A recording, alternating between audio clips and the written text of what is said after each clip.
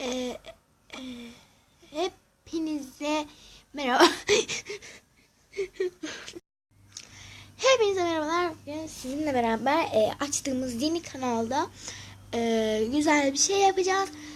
Bugün sizinle beraber bir video çekeceğiz.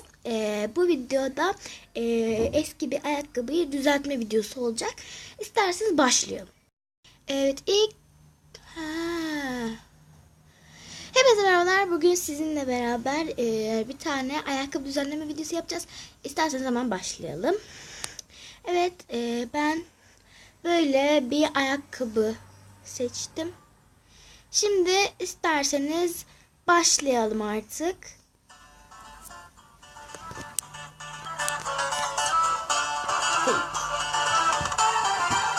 Ayakkabı bu.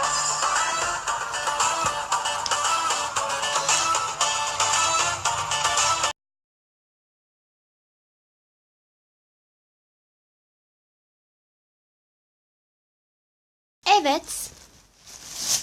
Şimdi alt plana poşetimizi koyalım. Evet, ayakkabımız burada. Şu ön bağcıklarını açtım. O da burada. Ondan farklı bir şekilde bağlayacağız. Ama ilk bir ayakkabıyı düzeltmemiz lazım. Burada da benim dikiş setimden. Ben dikiş dikmeyi hafiften severim yani. Kıyafet tasarlamayı severim. O yüzden burada da kutum var. Şimdi kutumdan gerekli malzemeleri çıkarıyorum. Evet. Şimdi kutumda bayağı bir malzeme var tabii.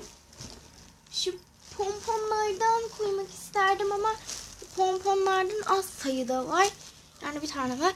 Bunu ikiye bölüp şuralarına koyabilirim. Ama buralarında kötü duruyor. O yüzden buralarına da koyabilirim. Buralara dikebilirim. Bilmiyorum şu an. Şimdilik bilemiyorum. Belki de burasına koyarım. Bu da palyaço pabucuna benzer ama şurasına koyabilirim belki. Neyse. Ondan sonra bakacağız.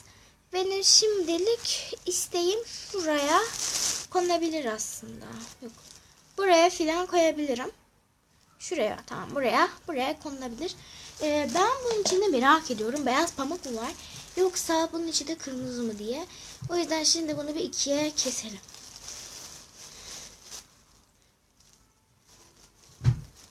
Hem küçük olacak bunların topları. O yüzden sorun yok. İçinde de pamuk var. Pamuk ayağım var. Evet. Burada bir pompon var şimdilik. Bu pomponu ben nereye koyayım? Sizce? Bence şuraya güzel durur. Buraya da güzel durabilir. Ya da hiç pompon koymayayım ya. Boş verin. Pompon uzunmuş. Şimdi benim asıl düşündüğüm konu şu. Bu bağcıklarını şöyle lacivert veya mor bir iple desen yapmak istiyorum. Ki bunu başarabilirim. Yani hatta şimdi ilk aşama olarak onu yapabiliriz sizinle. Yeniden ipimizi geçiriyoruz. Yeniden ipi geçirdik. Şimdi benim bunu dikmem uzun sürecek. O yüzden ben bunu dikip geliyorum ve tabii ki de bu muhteşem dikiş maceralarımı koyacağım.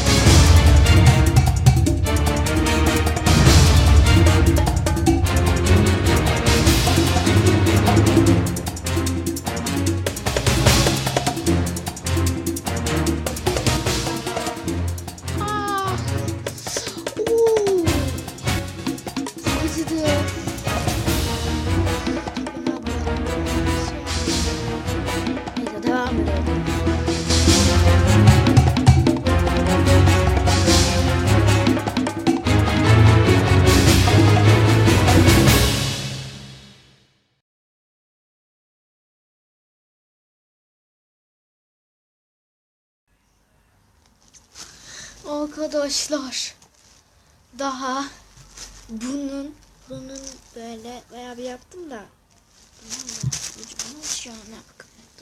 Bu kadarını yaptım. Daha bunun 5 katı kadar falan. Daha şimdi bayağı büyük bir parça var. Bana şans dileyin.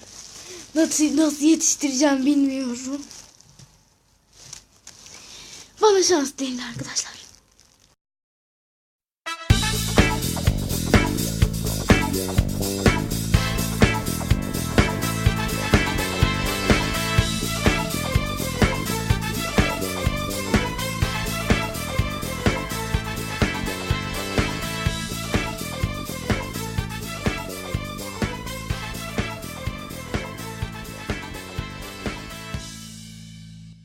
Evet. Çok fazla yapamadım. Çünkü ipi kısa kesmişim. Yani çok da kısa değil ama yani bunun yarısına yetecek kadar kesmişim. Bunun yarısı boşta kaldı. Böyle yani. Bunu düzeltmek istemiyorum. Bence böyle gayet güzel oldu. Çizgili çizgisiz. Evet, bunu buraya koyduk. Şimdi asıl ayakkabının en önemli kısmına geldik. Kendisine. Şimdi bu ayakkabı bayağı bir eski.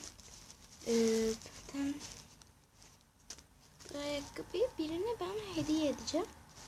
Bunun içinde böcek olmasından bazen korkabiliyorum. Neyse. Ben buna çok güzel bir şey yapmak istiyorum. Şimdi göreceksiniz ne yapacağımı. Hazır mısınız? Yine bu ipten çok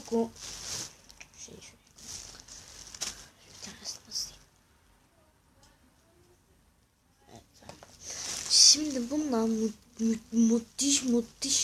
müthiş ötesi bir şey yapacağız sizinle. Vardım. Ucu nerede bunun? Ucu burada. Şimdi bayağı bir çıkaracağız ipten. Bayağı çıkaracağız. Bayağı bir alacağız ipten. Bayağı bir alacağız hatta. Ben alıp geliyorum. Siz en iyisi bekleyin. Evet. Aldım. Ucu nerede? Ay ucunu mu kaybettim ya? Ucu burada. Ucundan itibaren hepsini şöyle bir bakın. Görüyor musunuz bu topak ipi? Çektiğim ip. Ucu nerede bunun? Tamam. Şimdi ben bu ayakkabıyı bu iple tasarlamak istiyorum. Nasıl diyeceksiniz? Eminim ki şöyle yapacağım. Çok belirgin olmayacağından biliyorum. Ama ben yine de denemek istiyorum. Belki olur diye.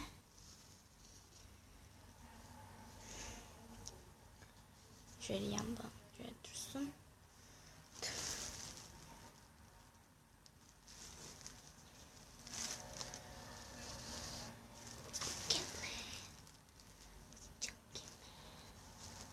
Siz bayağı bir süre alacağım buradan. Böyle ala gideceğim. En iyisi ben videoyu yine durdurayım.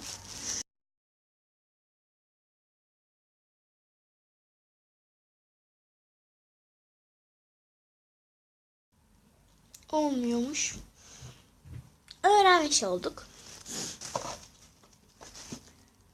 Şimdi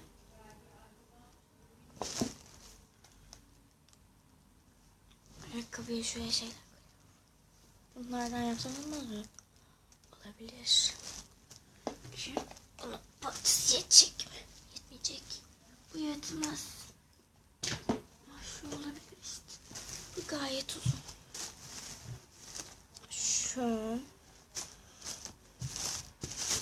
Şurasını harcıyorum valla.